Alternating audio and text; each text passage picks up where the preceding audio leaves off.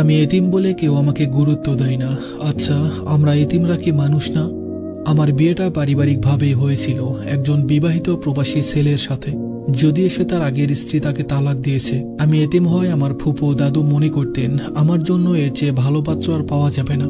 অথচ এর থেকেও ভালো পাত্র আসার পরেও আমাকে বিয়ে দেওয়া হয়নি। তাদের মতে অবিবাহিত ছেলের কাছে বিয়ে দিলে অনেক আপ্যায়ন করতে হয়, খরচ বেশি পড়ে। তাই দেখে শুনে একজন বিবাহিত ছেলের কাছেই আমাকে বিয়ে দেয়। কিন্তু শ্বশুরবাড়িতে এসে বুঝতে পারলাম এখানেও আমার সুখ হবে না।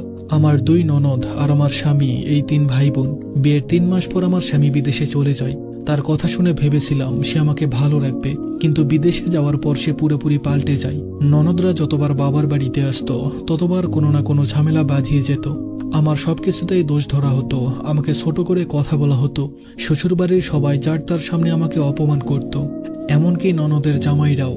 শ্বশুর শাশুড়ি আমার কথায় দোষ ধরতো, বারবার বলা হতো আমি নাকি বাবার বাড়ি থেকে কিছু আনিনি। অথচ বিয়ের আগে তারা বলেছিল তাদের কিছু লাগবে না, শুধু একজন সুন্দর বউ দরকার। তারপরও আমার দাদি, ফুপু, চাচারা মিলে একটা খাট, একটা আলমারি আর একটা শোকেস দিয়েছিল। কিন্তু আমার শাশুড়ি বলে পাশের বাড়ির বউ নাকি অনেক কিছু দিয়েছে। তারা বলে সুন্দর দিয়ে কি করব, তাদের টাকার দরকার। প্রতিনিয়ত আমাকে অপমান করা হয়। এই বিষয়গুলো আমি আমার স্বামীকে বললে সে উল্টো আমার উপর রেগে যায় এবং সব কথা তার মাকে বলে দেয়। সে বলে আমাকে বিয়ে করে নাকি সে অনেক বড় দয়া করেছে, সে যদি আমাকে ছেড়ে দেয় তাহলে আমার কোনো অস্তিত্ব থাকবে না। তাই তার মা, বোন, বাবা যা বলবে, যা করবে সব আমাকে সহ্য করতে হবে। একদিন আমি তার ফেসবুক আইডিতে ঢুকে দেখি সে তার এক্স ওয়াইফের আইডি সার্চ করেছে। এটা দেখে আমি জিজ্ঞেস করাই সে আমাকে অনেক গালি দিল। এরপর থেকে সে আর ওই আইডিতে ঢোকে না। পরে আমি তার বিদেশি নাম্বারটা চেক করি, তার আরো 2টা আইডি আছে।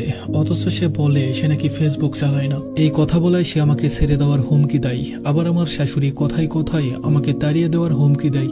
এত দুঃখের কথা আমি কাউকে বুঝাতে পারি না, কাউকে বলতেও পারি না। আমার মন ভেঙে চুরমার হয়ে গেছে। আজ যদি মা থাকতো মায়ের কাছে সব বলতাম। দাদি ফুপুদের বললে তারা বলে তোর দায়িত্ব আমরা নিতে পারবো না, সব মেনে নিয়ে সংসার কর।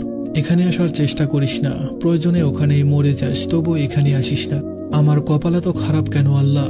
জন্মের পর থেকে আমি কখনো সুখ শান্তি পাইনি। বিয়ে হওয়ার পরও আমি স্বামীর কাছে ভালো বউ হতে পারিনি, কারো প্রথম ভালোবাসা হতে পারিনি।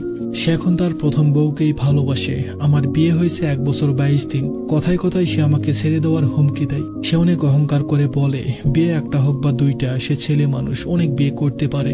আমি যেন কিছু না বলি, আর বললে সে নাকি আমাকে তালাক দিবে।